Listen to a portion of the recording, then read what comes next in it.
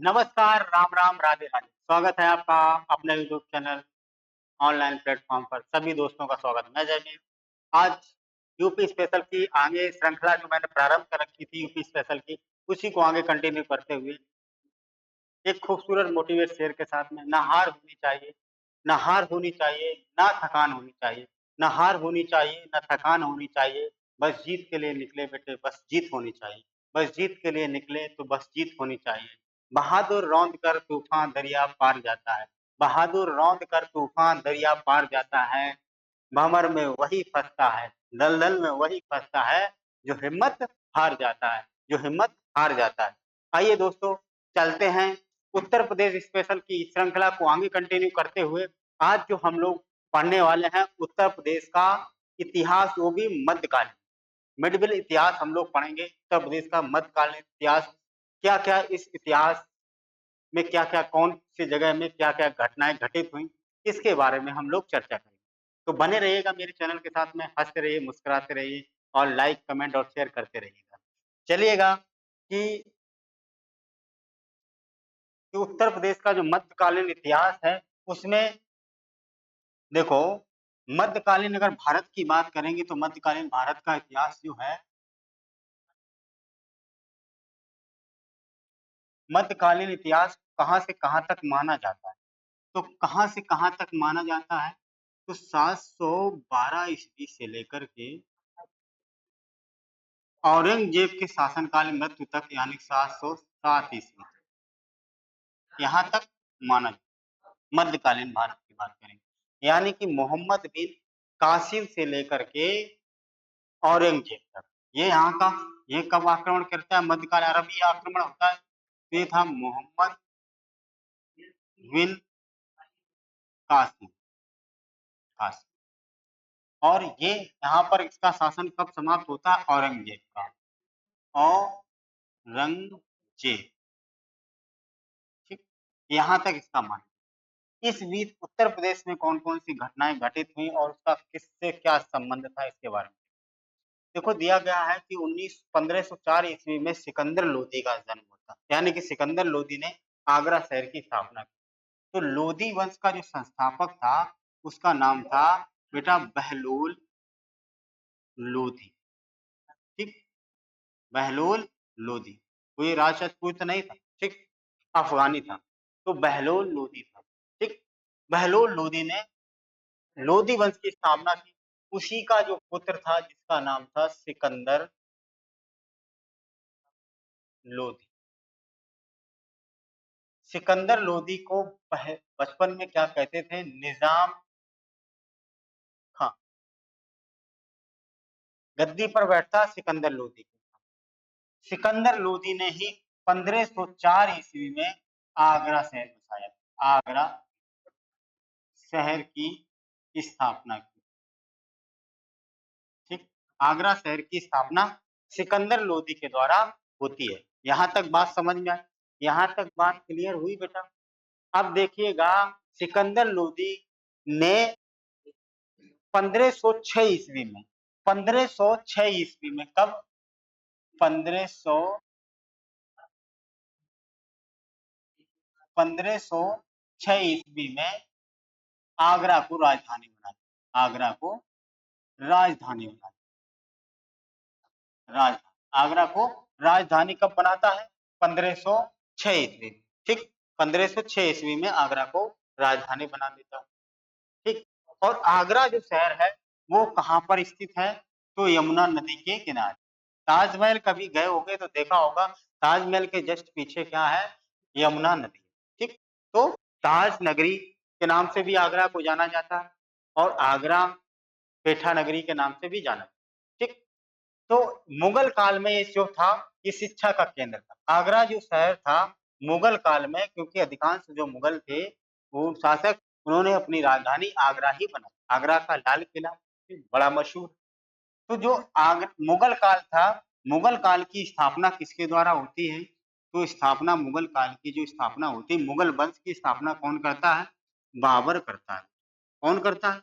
बाबर करता है, जियाउद्दीन मोहम्मद बाबर करता है, ठीक? अब देखिएगा कि यात्री यूरोपीय यात्री थे जिनका नाम था राल्फ हर फ्रेंच और वर्नियर। ये यूरोपीय यात्री थे जिन्होंने आगरा के वैभव की प्रशंसा की। कहा कि बहुत संपन्न आगरा था, बहुत ही पावरफुल आगरा था, बहुत ही सभी सुविधाओं से लैस था आगरा। तो उसके वैभव की प्रशंसा करते हैं ये यूरोपीय यात्री। यहाँ तक बात पक्की हुई, यहाँ तक समझ में आई। आगे चले, आगे देखिएगा क्या दिया गया है कि एक जगह है जिसका नाम है कड़ा मणिपुर कह लीजिए या कड़ा, प्रयागराज में ही पड़ता है। और कड़ा जो प्रयागराज संतलत काल से इसका बड़ा अच्छा संबंध था। तो देखो कड़ा मानिकपुर प्रयागराज में है, यानी इलाहाबाद की बात कर रहा है कि सल्तनत काल में एक महत्वपूर्ण क्या था, इक्ता था। इक्ता का मतलब है भूमि का एक हिस्सा, भूमि का हिस्सा, हिस्सा। ठीक, राजा लोग क्या करते थे, भूमि के छोटे-छोटे हिस्से पैसे से नहीं देते थे, भूमि का हिस्सा दे देते थे, भाई आप जाइए। एकता प्रथा शुरू करने वाला जो व्यक्ति था, उसका नाम था इल्तुतमिश। इल्तुतमिश ने एकता प्रथा को शुरू किया था।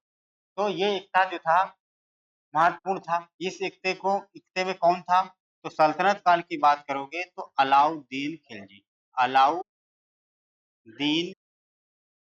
खिलजी, अलाउद्दीन खिलजी जो था इस एकते में था। यहाँ तक तो बात समझ में मेरे भी आ गई, आपके भी आ गई होगी कि अलाउद्दीन खिलजी। अब आइए जो काड़ा मानिकपुर है या प्रयागराज है वो किस नदी पर है? तो सभी जानते हैं गंगा नदी पर। इलाहाबाद किस नदी के तट पर स्थित है? तो इलाहाबाद गंगा नदी के तट पर स्थित है। और ये एक संत हुआ करते थे उस समय, संत मलुकदास। क्या थे? संत मलुकदास की जन्म स्थली कहाँ पर है? तो काड़ा मानिकपुर यानी कि प्रयागराज, कड़ा प्रयागराज। देवगिरी के अभियान को प्रारंभ करने का स्थल, देवगिरी की प्रसंग प्रारंभ करने का अभियान जो प्रारंभ किया था, देवगिरी का अभियान कब ये प्रारंभ किया गया था? तो 1294 ईस्वी में किया गया था। किसके द्वारा किया गया था? तो अलाउद्दीन, अलाउद्दीन बेटा खिलजी था। ठीक, खिलजी उस समय दिल्ली की गद्दी पर जलालुद्दीन खिलजी था, जो दिल्ली सल्तनत में खिलजी वंश का संस्थापक था। दिल्ली सल्तनत में खिलजी वंश का संस्थापक था। तो 1294 सभी लोग बने रहेंगे, इतिहास को बहुत अच्छी तरीके से बस देखेंगे, बहुत अच्छी तरीके से, थोड़ी तसल्ली करके आराम आराम आहिस्ता आहिस्ता मनोरंजन के साथ में बढ़िया तरीके से पढ़ेंगे। ठीक है, काहे धक्का मुक्की मत करना, ठीक, आराम आराम से हम लोग जानेंगे। तो संत मलुकदास की जन्म स्थली, देवगिरी के अभियान को प्रारंभ करने का स्थल भी कड़ा था। वहीं का ये क्या था, इक्तादार था, है गवर्नर था। तो वहीं से इसने अभियान किया था देवगिरी। वहां राजा रामचंद्र थे, वहां पर इन्होंने इस पर आक्रमण किया जाता, बहुत अकूत धन दौलत लूट करके लाया। अब दूसरा नाम आता है सिराज ए हिंद। बहुत ही पूछा जाता है, कई बार एग्जाम पे पूछा गया, सिराज ए हिंद कौन से किस जगह को कहा जाता है? तो जौनपुर को कहा जाता है, सिराज ए हिंद के नाम से जाना जाता है। तो सरकी, देखो दिल्ली सल्तनत में एक और था सरकी, सरकी, सरकी सल्तनत के दौरान जौनपुर को सिराज ए हिंद कहा जाता था। सिराज ए हिंद, सरकी सल्तनत में सिराज ए हिंद कहा जाता था। ठीक, कालपी का अगर नाम सुनोगे तो भैया बीरबल का नाम पक्का समझ में आएगा कि मुगल वंश में अकबर एक शासक हुआ। अकबर के दरबार में जो नवरत्न थे, नवरत्नों में बीरबल था। और बीरबल कहाँ का था? तो कालपी का। ठीक, कालपी जालौन में अवस्थित है। अकबर के नवरत्नों में शामिल बीरबल का संबंध यहीं से। ठीक है, बीरबल सबसे चतुर चालाक है, सबसे हर समस्या का समाधान बीरबल के पास में मिलता था। और ये अकबर के बड़े करीब, ठीक, हाँ बहुत ही करीब था, बहुत ही हर समस्या का समाधान इसके पास में था। समझे, कोई भी बात होती थी हर बात के तर्क निकाल करके ऐसे तर्क में फांस देता था, ऐसे उलझा देता था, ऐसे पहलुओं को पूछ देता था, किसी के पास में कोई जवाब नहीं होता था। इस तरीके से इतना दिमाग था इसका। बचपन का नाम क्या था? महेश दास था। इसे कविराज के नाम से भी जाना, उपाधि इसको मिली। ठीक, यहाँ बात समझ में आ गई होगी। तो आगे चलते हैं, एक नाम आएगा बेटा झांसी का। झांसी का जब नाम आता है तो शरीर में एकदम आग सी लग जाती है। एक शासिका थी जिसका नाम था रानी लक्ष्मीबाई। ठीक, तो उन्होंने किस तरीके से अंग्रेजों के साथ में युद्ध किया। तो झांसी देखो 1613 ईस्वी में झांसी की स्थापना होती है। झांसी की स्थापना कब होती है? तो 1613 ईस्वी में झांसी की स्थापना होती। ओरछा शासक वीर सिंह बुंदेला द्वारा की जाती। ओरछा शासक था वीर सिंह बुंदेला। वीर सिंह बुंदेला की भी बहुत कहानी बड़ी है। वीर सिंह बुंदेला बहुत ही ताकतवर व्यक्ति था, समझे। तो वीर सिंह बुंदेला ने झांसी की स्थापना करता है तो 1613 ईस्वी में। ओरछा का शासक था वीर सिंह बुंदेला। अब बात करते हैं फतेहपुर सीकरी की। तो फतेहपुर सीकरी शेख सलीम चिश्ती की दरगाह होता है। इसी के नाम से सलीम नाम रखा जाता है अकबर का। है उसका क्या नाम? अकबर के लड़के का सलीम, समझे, जो जहांगीर था। चिश्ती के कारण पवित्र भूमि की मान्यता है। यहाँ पवित्र भूमि की मान्यता इसी वजह से मिलती है। सलीम यानी जहांगीर की जन्म स्थल। इसी के दरगाह में सलीम की जन्म होता है। ठीक, बहुत दिनों बाद कबीर का एक लड़का होता है जिसका नाम था सलीम, जो बाद में जहांगीर के नाम से गद्दी पर बैठता है। 1571 से लेकर के 1585 ईस्वी तक मुगल साम्राज्य की राजधानी, देखो कितना लंबा पीरियड है। 1571 से लेकर के और 1585 ईस्वी तक मुगल साम्राज्य की राजधानी कौन सा रहा? समझे, फतेहपुर सीकरी की बात कर रहा। ठीक, फतेहपुर सीकरी। अकबर ने भी अपनी राजधानी यहीं रखी।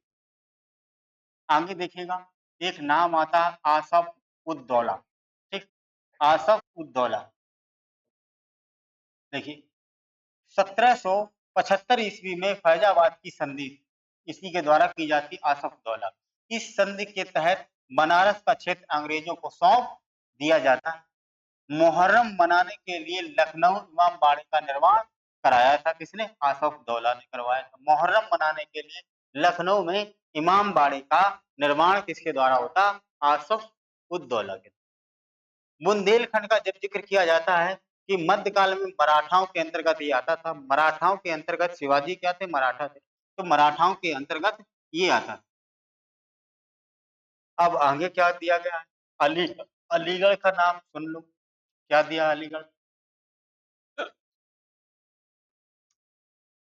देखो, सर सैयद अहमद खान द्वारा मुसलमानों की स्थिति को सुधारने के लिए मोहम्मदन एंग्लो ओरिएंटल विश्वविद्यालय की स्थापना सर सैयद अहमद खान के द्वारा की जाती। वर्तमान में अलीगढ़ मुस्लिम विश्वविद्यालय के नाम से जाना। मुसलमानों की स्थिति को, यानी शिक्षित बने वो लोग हैं, शिक्षित बने, बढ़िया एकदम पढ़ लिख करके जॉब करें, यानी कि योग्य बने, इंसान बने, इसके लिए उन्होंने क्या किया कि एक विश्वविद्यालय की स्थापना की जाती।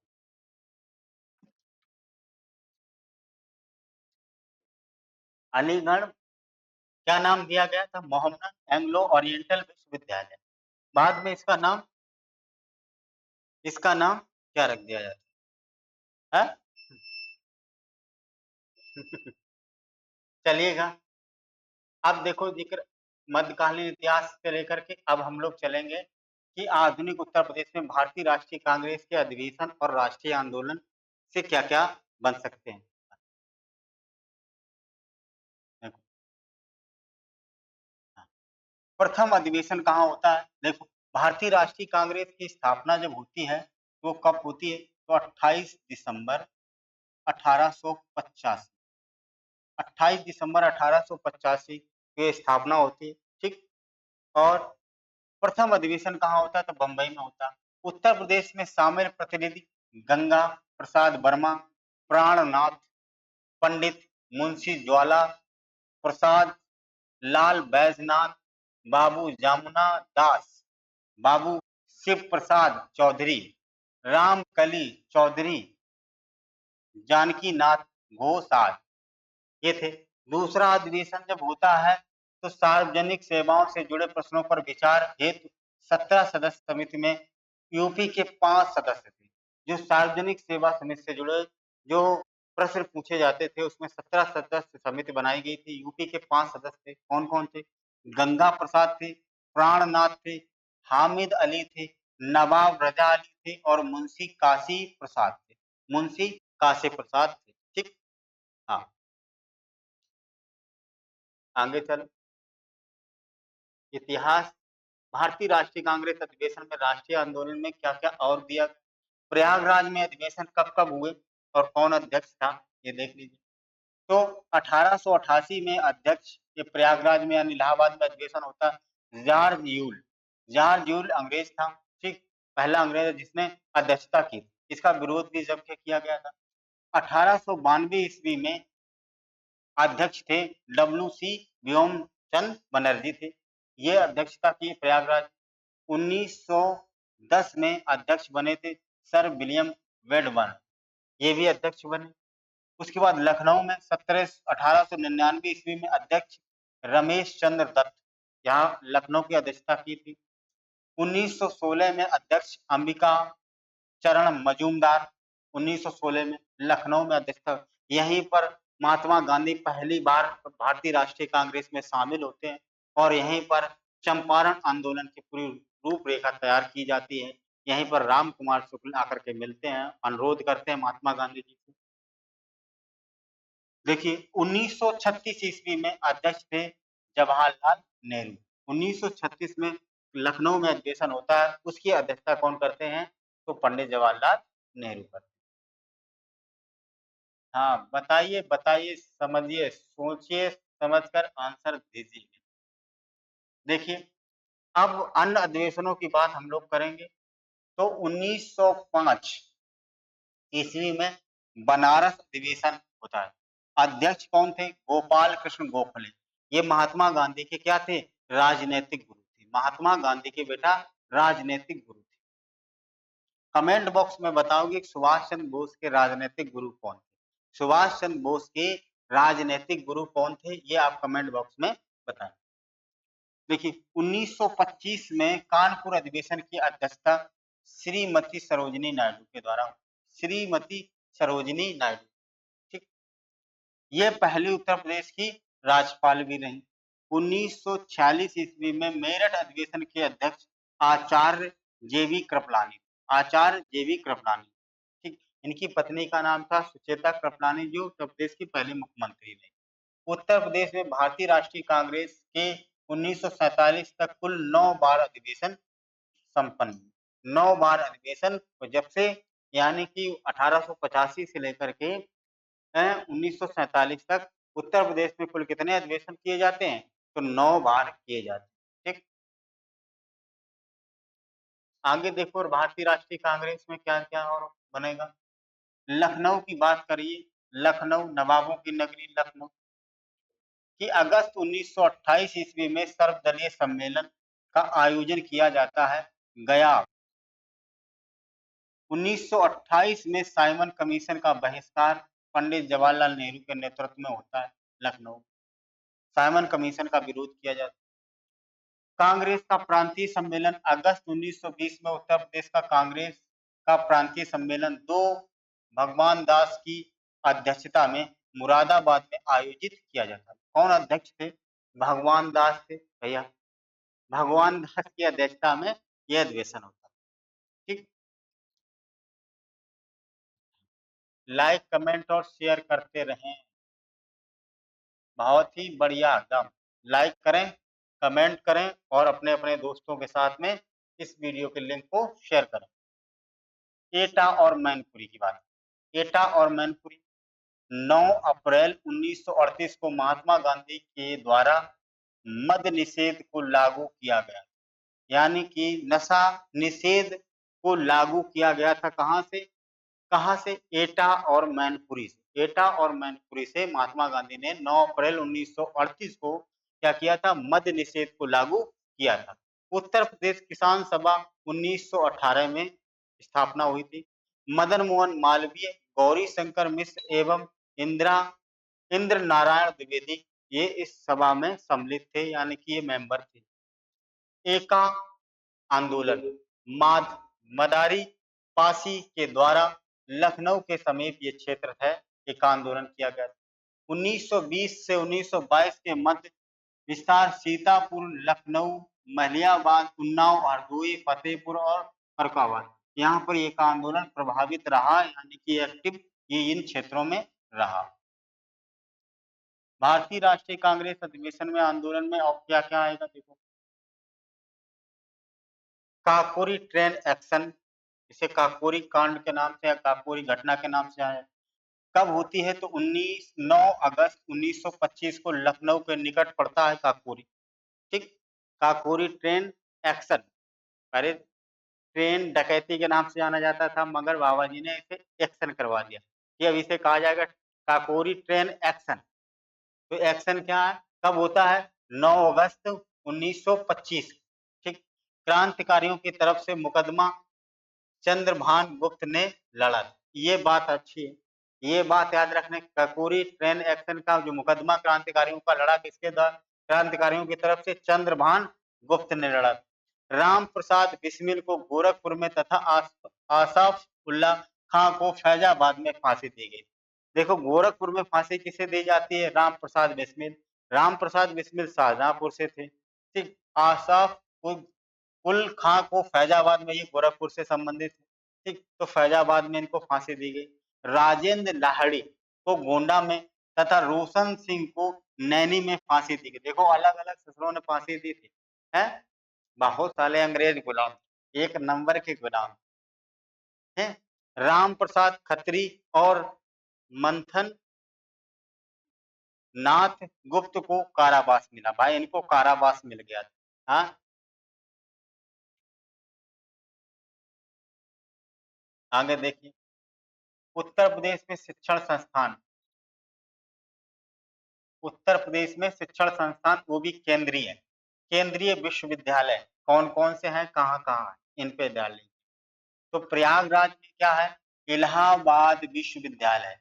स्थापना कब होती? 1887 में, 1887 में। ठीक है, हाँ, तुम्हारे जन्म के पहले एक आध दिन पहले हो गई होगी। ठीक, हाँ। उसके बाद देखो, वाराणसी में बनारस हिंदू विश्वविद्यालय 1916, मदन मोहन मालवीय के प्रयासों से। अलीगढ़ मुस्लिम विश्वविद्यालय 1920, सर सैयद अहमद खान। लखनऊ में बाबा भीमराव अम्बेडकर विश्वविद्यालय 1996 में की गई। अमेठी में राजीव गांधी राष्ट्रीय विमान विश्वविद्यालय 2013 अधिनियम के तहत स्थापित किया गया था। झांसी रानी लक्ष्मीबाई केंद्रीय कृषि विश्वविद्यालय 2014 में इसकी स्थापना की गई। तो ये थे क्या? ये कृषि केंद्रीय विश्वविद्यालय। राज्य कृषि विश्वविद्यालय कौन कौन से हैं, इनमें देख लेते हैं।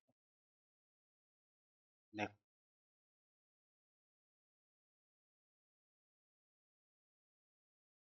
देखिएगा कि कानपुर चंद्रशेखर आजाद कृषि प्रौद्योगिकी विश्वविद्यालय 1975 में, क्या बात, 1975 में इसकी स्थापना हुई कानपुर में।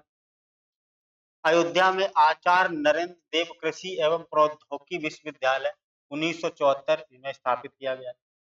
मेरठ की बात करेंगे तो सरदार वल्लभ भाई पटेल कृषि एवं प्रौद्योगिकी विश्वविद्यालय 2000 में इसकी स्थापना होती है। और बांदा में कृषि एवं प्रौद्योगिकी विश्वविद्यालय 2010 में स्थापित होती है, बांदा कृषि एवं प्रौद्योगिकी। प्रयागराज की बात करेंगे तो Sam Higginbottom university of agriculture technology and sciences वर्ष कब की जाती? 2016 में। इलाहाबाद विश्वविद्यालय, इसकी स्थापना कब होती है?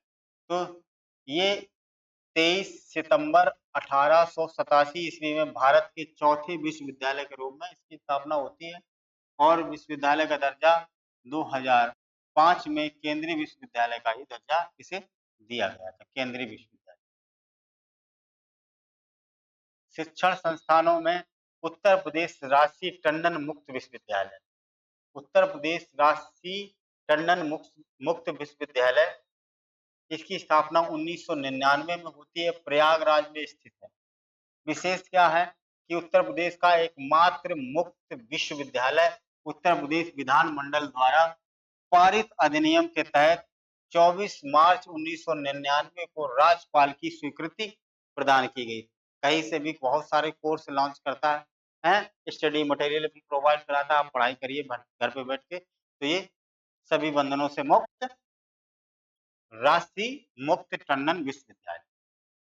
आगे देखिएगा, उत्तर प्रदेश में प्रौद्योगिकी संस्थान एक एक करके देख लेते हैं कौन कौन से हैं। कौन कौन से हैं? देखिएगा, आईआईटी कानपुर 1959, आईआईटी बीएचयू 2012 संसद के अधिनियम के तहत आईटी बीएचयू को आईआईटी बीएचयू में परिवर्तित कर दिया गया। ठीक,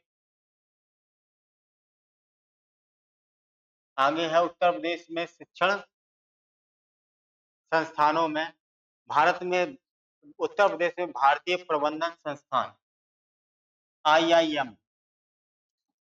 यानी भारत में स्थापित चौथा भारतीय प्रबंधन संस्थान है। इनके इससे पूर्व आईआईएम कलकत्ता है, आईआईएम अहमदाबाद है, आईआईएम बंगलौर। तो ये लखनऊ में ये चौथा बना। ठीक, भारत का।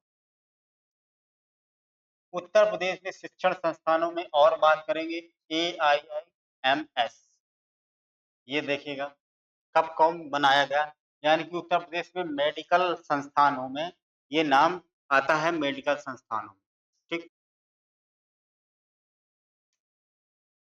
तो देखो, अखिल भारतीय आयुर्विज्ञान संस्थान रायबरेली 2013, अखिल भारतीय आयुर्विज्ञान संस्थान गोरखपुर 2016 में, अटल बिहारी वाजपेयी मेडिकल यूनिवर्सिटी 2018 में अधिनियम द्वारा स्थापित की गई। कानून बनाकर के क्या किया गया है, इसकी स्थापना की जाती है, कानून बनाकर इसकी स्थापना की जाती है। ठीक, आगे चलो। उत्तर प्रदेश में कृषि विश्वविद्यालय है, 4 कृषि विश्वविद्यालय उत्तर प्रदेश में है। वो कौन कौन से हैं, इन पर बात कर लीजिए।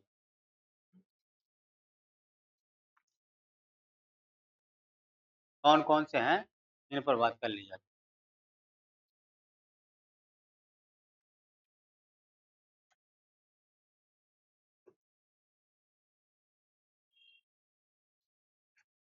देखिएगा कौन कौन से हैं।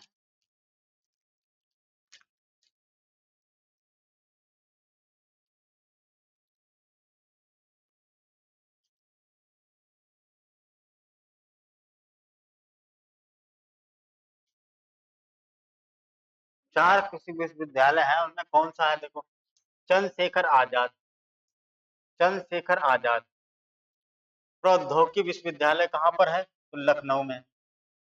नरेंद्र देव कृषि प्रौद्योगिकी विश्वविद्यालय कुमारगंज अयोध्या में है। सरदार वल्लभ भाई पटेल कृषि प्रौद्योगिकी विश्वविद्यालय मोदीपुरम मेरठ में। बांदा कृषि एवं प्रौद्योगिकी विश्वविद्यालय कहाँ है, तो बांदा में। एक डीम्स कृषि विश्वविद्यालय भी है, तो है Sam Higginbottom institute of agriculture technology and sciences Prayagraj. ये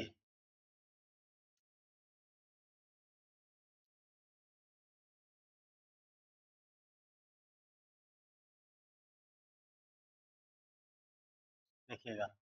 अब आया उत्तर प्रदेश में शिक्षण एवं शोध संस्थान। तो देखिए, भारतीय विश्वविज्ञान, ये ऐसे पूछे जाते हैं, यहाँ से क्वेश्चन बनते हैं कि भारतीय विश्व विज्ञान अनुसंधान संस्थान कहाँ है, तो लखनऊ। देखो, लखनऊ में ये सारी चीजें हैं। केंद्रीय औषधि अनुसंधान संस्थान लखनऊ में। इंडियन टेक्नोलॉजी रिसर्च सेंटर कहाँ पर है, तो लखनऊ में। केंद्रीय उपोषण बागवानी संस्थान पूर्व में केंद्रीय आम अनुसंधान संस्थान था। भारतीय गन्ना अनुसंधान संस्थान कहाँ है, लखनऊ। उसके बाद में राष्ट्रीय मत्स्य अनुवांशिकी संस्थान संस्थान ब्यूरो कहाँ पर है, तो ये भी लखनऊ। ठीक, हाँ, इन्हें बार बार पढ़ोगे तभी याद रहेगा, ऐसे नहीं याद रहेगा। बस ऐसे देख लिया और याद बना रहेगा तो हो ही नहीं सकता है। ठीक, और कोई तरीका भी नहीं। उत्तर प्रदेश में शिक्षण संस्थान में शोध संस्थानों की बात हो रही है, लखनऊ में भी चल रहा। तो केंद्रीय औषधि एवं सुगंध पौध संस्थान, राष्ट्रीय वनस्पति अनुसंधान संस्थान लखनऊ, पशु जैविक औषधि संस्थान लखनऊ में, आयुर्वेदिक रिसर्च सेंटर कहाँ है, लखनऊ में। National bureau of fish genetic resources कहाँ पर है, तो लखनऊ में। ठीक, आगे बात करते हैं। हाँ, क्या दिया गया, लखनऊ। नेशनल बायो बोर्ड बोटेक बोटेक्निक रिसर्च इंस्टीट्यूट कहाँ पर है? तो लखनऊ में है। नेशनल बोटेनिकल गार्डन कहाँ पर है? तो लखनऊ में है। सुदूर संवेदन उपयोग केंद्र कहाँ है? तो लखनऊ में। Birbal Sahni institute of palaeobotany कहाँ पर है? तो लखनऊ में है। न्यायिक प्राधिकरण अनुसंधान संस्थान कहाँ है? तो लखनऊ। उसके बाद में देखिएगा उत्तर प्रदेश में शिक्षण संस्थानों में और बहुत सारे हैं, तो उसमें से क्या है? इज्जत नगर बरेली, तो पशु चिकित्सा अनुसंधान संस्थान बरेली में है, इज्जत नगर में। यानी national research centre for meet, ये भी इज्जत नगर बरेली में है। सेंटर एविन पक्षी रिसर्च सेंटर कहाँ पर है? इज्जत नगर बरेली। मथुरा में क्या है? केंद्रीय बकरी अनुसंधान केंद्र। अच्छा क्वेश्चन है, केंद्रीय बकरी अनुसंधान, ठीक कहाँ है? तो यहाँ, ठीक।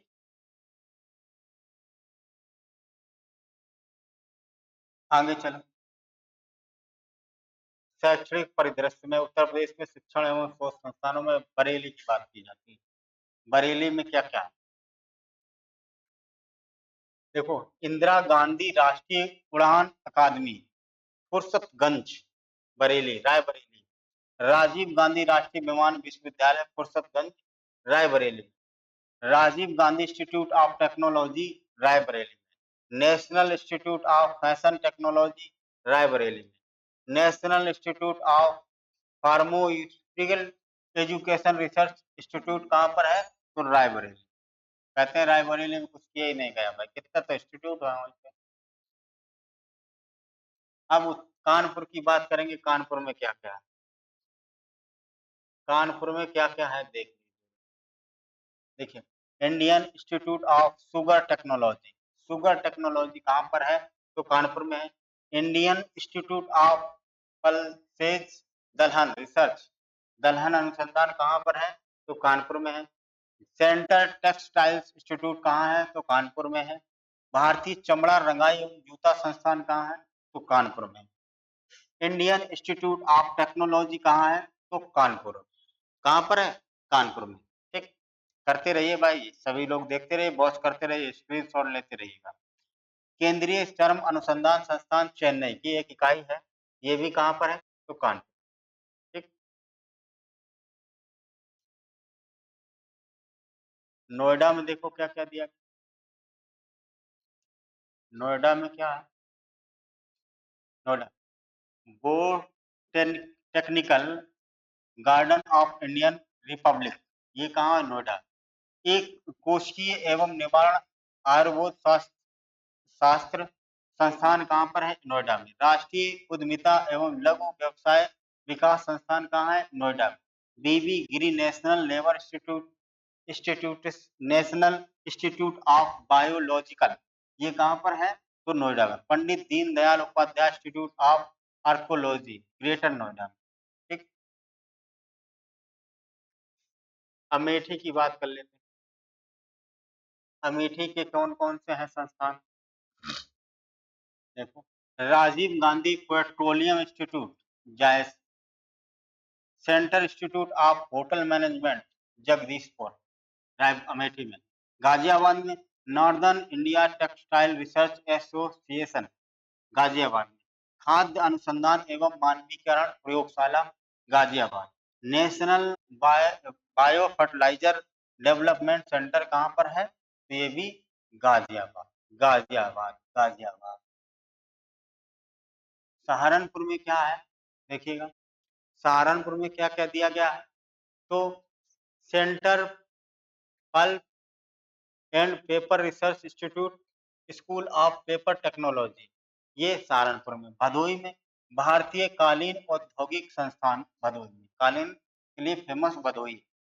लखनऊ केंद्रीय कांच और सिरामिक अनुसंधान एवं प्रसार केंद्र खुर्जा, ये कहाँ पर है? बुलंदशहर, खुर्जा। आगरा में देखो क्या क्या दिया गया। आगरा में क्या है कि national JALMA institute for leprosy and others mycobacterial real disease, ये कहाँ पर है? आगरा में। National parachute training college, national parachute training college Agra. TB demonstration and training centre कहाँ है? तो आगरा। झांसी में क्या है? राष्ट्रीय कृषि वानिकी अनुसंधान केंद्र झांसी में। झांसी में क्या है? राष्ट्रीय कृषि वानिकी अनुसंधान केंद्र झांसी में। भारतीय चारागाह एवं चारा अनुसंधान संस्थान बेटा कहाँ है? तो चारा अनुसंधान झांसी में। ठीक। अब बात करते हैं उत्तर प्रदेश में शिक्षण संस्थान में प्रयागराज की बात।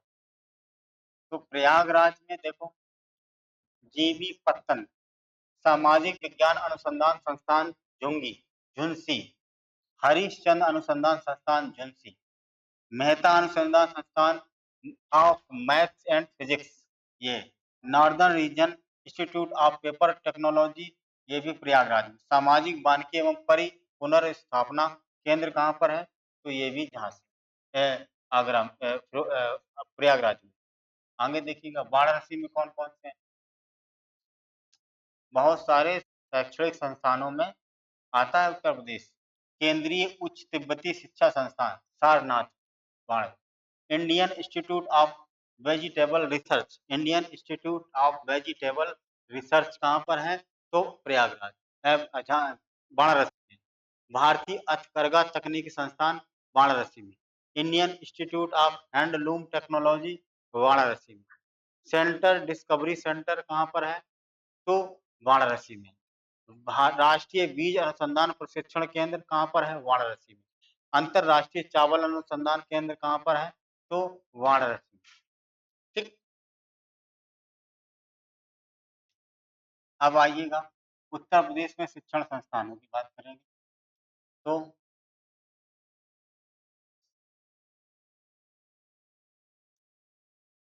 राज्य शैक्षिक अनुसंधान एवं प्रशिक्षण परिषद की स्थापना कब होती है? तो ये 1981 में। 1972 में उत्तर प्रदेश बेसिक शिक्षा परिषद की स्थापना हुई। अच्छे क्वेश्चन है यहाँ से। 1989 में उत्तर प्रदेश कृषि अनुसंधान परिषद की स्थापना होती। 1997 में doctor Ambedkar institute of technology for handicraft ये इसकी स्थापना होती है। 1958 में उत्तर प्रदेश भाषा विभाग की स्थापना होती है। 1958। अब आएगा अफवाह प्राय। याद रखिएगा, ये था उत्तर प्रदेश के शैक्षणिक संस्थान, उत्तर प्रदेश का मध्यकालीन इतिहास। इन सभी पर हमने आज आप लोगों के बीच में चर्चा की। आई होप आप लोगों को ये वीडियो पसंद आएगा। अगर पसंद आए तो लाइक कमेंट और शेयर बिल्कुल करिएगा। कमेंट बॉक्स में अच्छे अच्छे कमेंटों से पूरा कमेंट बॉक्स भर दीजिए, जिससे पता चले कि हाँ क्या क्या आपने कौन कौन कहाँ से देखते हैं। डाल भी दिया करो कहाँ से कौन वीडियो हमारे वॉच कर रहे हैं। तो बने रहिएगा मेरे चैनल के साथ में। लाइक कमेंट और शेयर सब्सक्राइब करना बिल्कुल ना भूलिएगा। आज का वीडियो मैं यहीं तक रखता हूँ। मिलता हूँ अगले क्लास में। तब तक के लिए बने रहिएगा। राम राम, राधे राधे, जय हिंद, वंदे मातरम। सभी लोगों को राम राम।